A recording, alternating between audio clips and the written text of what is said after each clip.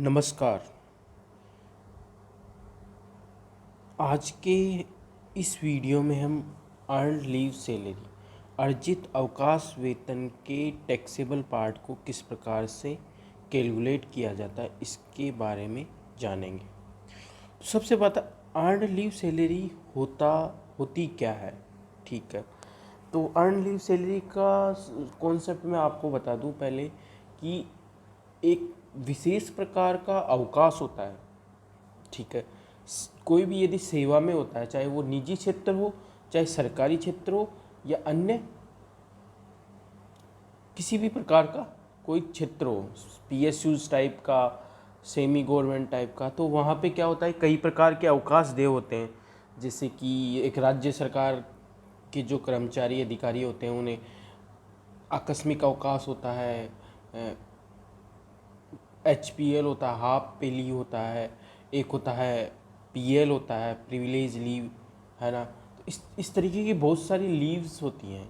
तो इनका क्या होता है, अलग अलग सेवा नियमों में इनका अलग अलग नियम बना हुआ होता है कि क्या ये अर्न होगी, ये आगे क्या कैरी फॉरवर्ड होगी, या साल के अंत में लैप्स हो जाएंगी, क्या इनका एनकेसमेंट किया जा सकता है।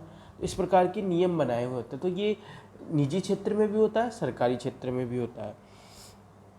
तो अर्न लीव सैलरी का अर्थ यहाँ पे ये है कि ऐसा अवकाश जो कर्मचारी द्वारा अर्न कर लिया गया, मतलब कर्मचारी ने यदि सेवाएं दी एक निश्चित समय के लिए, उसके पश्चात उसके जो लीव अकाउंट है उसमें छुट्टियां जमा हो जाती हैं, तो उसका नियोक्ता उसे ये विकल्प देता है कि या तो उन छुट्टियों का उपभोग कर ले। ठीक है, यदि वो उपभोग नहीं करता है तो उसकी अवज़ में वो उसको नगद भुगतान करता है। तो इसमें भी कई नियम है कि वो क्या होता है कि एक जैसे छुट्टियों का एक बैलेंस होता है कि 50-100 ऐसे जुड़ती रहती है छुट्टियाँ।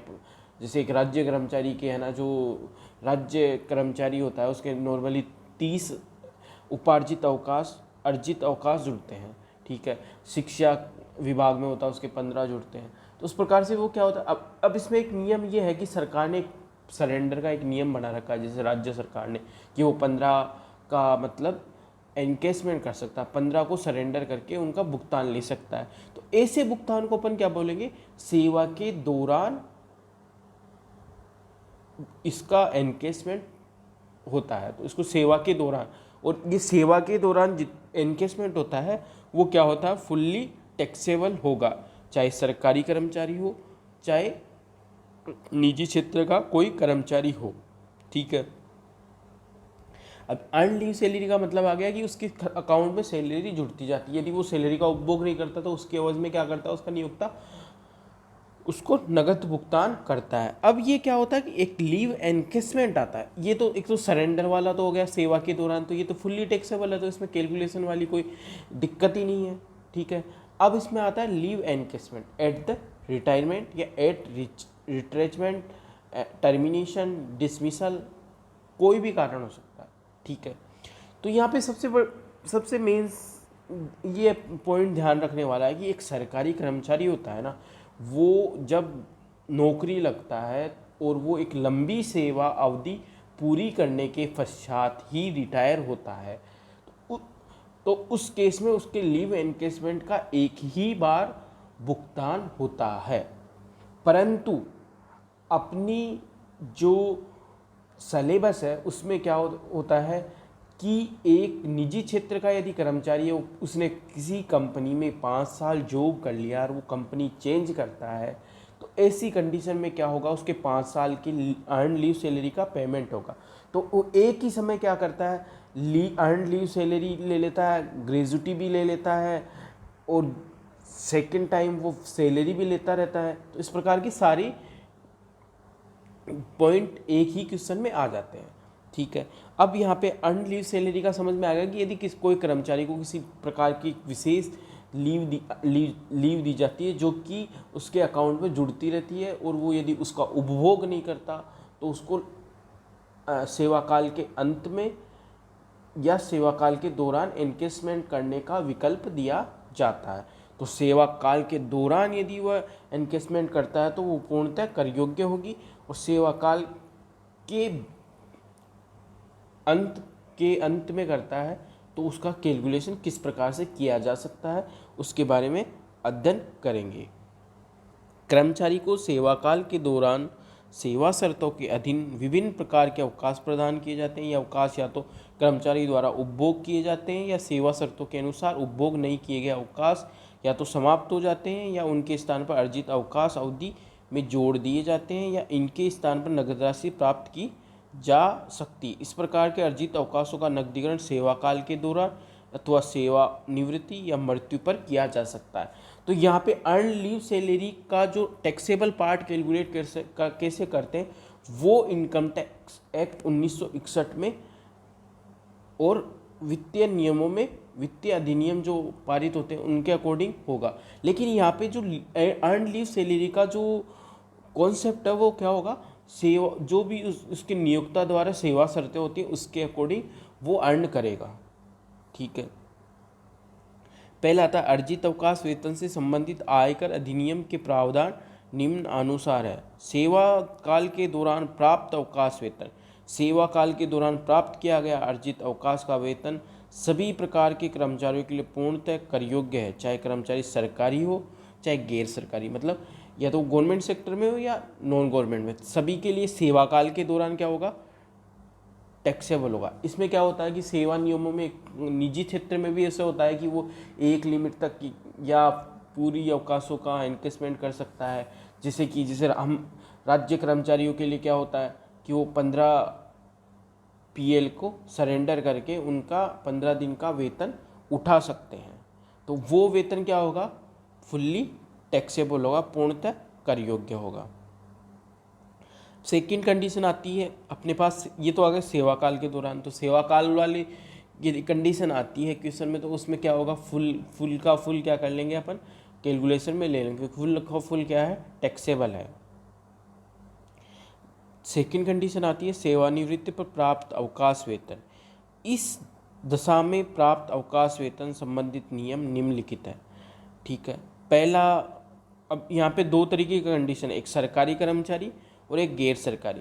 सरकारी कर्मचारी की दशा में केंद्रीय राज्य सरकार के कर्मचारियों को सेवानिवृत्ति के समय प्राप्त अर्जित अवकाश वेतन पूर्णतः कर मुक्त होते हैं। सरकारी कर्मचारी को मृत्यु सेवा में रहते हुए हो जाती है, उसके उत्तराधिकारी को प्राप्त अर्जित अवकाश वेतन पूर्णतः कर मुक्त होता है। तो यहाँ पे पहली चीज़, यदि कोई सरकारी कर्मचारी यदि होगा तो उसका पीएल एनकेसमेंट का मतलब अर्जित अवकाश के नकदीकरण का यदि कोई भुगतान होता है रिटायरमेंट पे 10 लाख, 15 लाख, 20 लाख, 25 लाख, 30 लाख जो भी है, वो क्या होगा, पूर्णतः एग्जेम्प्ट होगा, पूर्णतः कर मुक्त होगा। ये आपको ध्यान रखना है। और यदि उस सरकारी कर्मचारी सेवा में रहते हुए उसकी डेथ हो जाती है, उसकी डेथ होने के बाद उसके नॉमिनी को यदि किसी प्रकार का कोई भुगतान होता है तो वो भी क्या होगा, पूर्णतः कर मुक्त होगा। ठीक है, पहली कंडीशन सेवा काल के दौरान वाली आ गई। अब सेवानिवृत्ति पे पहली कंडीशन सरकारी कर्मचारी की दशा में। ठीक है, तो सरकारी कर्मचारी की दशा में क्या होगा, पूर्णतः कर मुक्त होगा। अब सेकंड आता है अपना जो कॉन्सेप्ट आता है गैर सरकारी, अर्ध सरकारी या तो स्थानीय सत्ता के कर्मचारी की दशा में सेवानिवृत्ति पर अर्जित अवकाश का वेतन किस प्रकार, किस सीमा तक कर मुक्त होगा। वो 4 पॉइंट है, जो 4 पॉइंट में जो सबसे कम राशि कैलकुलेट होके आएगी वो क्या होगा, उसका एग्जेम्प्ट पार्ट होगा। टोटल अमाउंट में से एग्जेम्प्ट पार्ट कर मुक्त भाग निकाल देंगे तो कौन सा बच जाएगा अपने पास, कर योग्य भाग बच जाएगा। सबसे पहला है वास्तव में प्राप्त अर्जित अवकाश वेतन की राशि, एक्चुअल अर्न्ड लीव सैलरी। यहाँ पे 4 बिंदु है, 4 में जो सबसे कम राशि होगी वास्तव में प्राप्त अर्जित अवकाश वेतन की राशि। कि मान लीजिए कोई निजी कंपनी का कर्मचारी है, उसको कंपनी ने 40 लाख रुपए अर्न लीव सैलरी के रूप में दिए, तो ए पॉइंट में क्या आएगा, वो 40 लाख आएंगे। वास्तव में जो कैलकुलेट होकर जो अर्जित अवकाश वेतन की राशि आएगी वो ए पॉइंट में हो जाएगी। ठीक है, फिर आता है बी पॉइंट, 10 माह का औसत वेतन के आधार पर वेतन। 10 माह का औसत वेतन के आधार पर वेतन। अब यहाँ पे क्या होगा, एवरेज वेतन निकाल के उसको 10 माह से मल्टीप्लाई कर देंगे, तो वो वेतन आएगा, वो कौन से पॉइंट में आएगा, बी पॉइंट में आएगा। ठीक है। और यहाँ पे औसत औसत वेतन क्या होगा, सेवानिवृत्ति के तुरंत पूर्व के 10 माह की अवधि के जो भी वेतन होगा वो क्या होगा, इस बी पॉइंट में आएगा। कि जैसे मान लीजिए वो इसने ए में तो ले लिया 40 लाख, अब उसकी मान लीजिए 3 लाख रुपए सैलरी थी पर मंथ, तो 10 माह की कितनी हो जाएगी, 30 लाख। तो सेकंड पॉइंट में क्या आ जाएगा, 30 लाख। सरकार द्वारा अधिसूचित राशि जो 3 लाख है, मतलब मैक्सिमम क्या होगा, उसको 3 लाख तक की छूट मिलेगी। अब इसमें क्या होगा, सबसे कम है, जैसे ऊपर वाले ए पॉइंट में 40 लाख आया, बी पॉइंट में 30 लाख आ गया, सी में मतलब 3 लाख तक ही एग्जेम्प्ट होगी। यदि किसी पॉइंट में 4 लाख आती है तो यहाँ पे क्या होगा, 3 लाख सरकार ने एकदम से वो कर दिया कि 3 लाख से अधिक तो एग्जेम्पशन हो ही नहीं सकता। फिर आता है डी पॉइंट, आता है सेवानिवृत्ति पर शेष रहे अर्जित अवकाश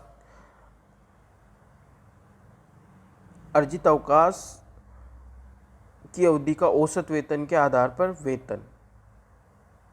अब यहाँ पे क्या है, सेवानिवृत्ति पर शेष रहे अर्जित अवकाश की अवधि का औसत वेतन के आधार पर वेतन। यहाँ पे क्या होता है कि सेवानिवृत्ति पे जितने भी अवकाश हैं, ठीक है, उन अवकाशों का कैलकुलेशन किया जाएगा कि उसके, जैसे मान लीजिए उसको है ना, उसके अकाउंट में 10 माह का अवकाश शेष है, ठीक है, तो उस 10 माह की अवधि के औसत वेतन के आधार पर उसका कैलकुलेशन किया जाएगा।